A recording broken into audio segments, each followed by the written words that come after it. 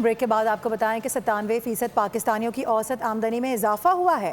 ماہانہ آمدنی 82,000 تک اور اخراجات 79,000 تک پہنچ چکے ہیں۔ ذاتی ملکیتی گھر کی خرید میں کمی اور کرایہ داروں کی شرح میں اضافہ دیکھا گیا۔ بالکل، ہاؤس ہولڈ اکنامک سروے نے 5 سالہ رپورٹ جاری کر دی ہے۔ ٹک ٹاکر سوشل میڈیا سے پیسے کمانے والوں میں سب سے آگے نکل گئے ہیں۔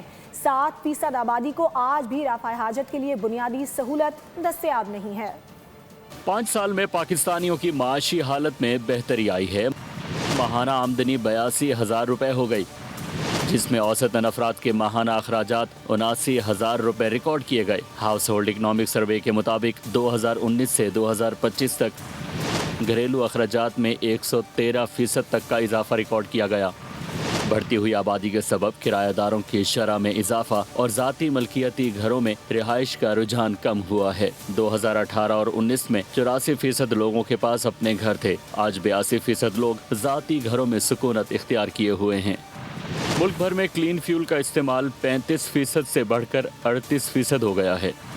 ہینڈ پمپ استعمال کرنے والوں کی تعداد 24% سے کم ہو کر 22% رہ گئی۔ نل کا پانی استعمال کرنے والوں کی شرح 22% اور واٹر فلٹر کی شرح 10% ریکارڈ کی گئی۔ 5 سال کے دوران انفارمیشن اینڈ کمیونیکیشن ٹیکنالوجی میں 40% لوگ کاپی پیسٹ کرتے ہیں۔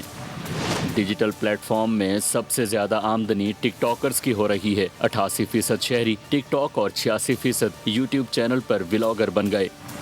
سروے رپورٹ کے مطابق پاکستان میں آج بھی 7% آبادی بیت الخلاء جیسی بنیادی سہولت سے محروم ہے۔ سبسکرائب کریں اور بیل دبائیں تاکہ کوئی خبر رہ نہ جائے۔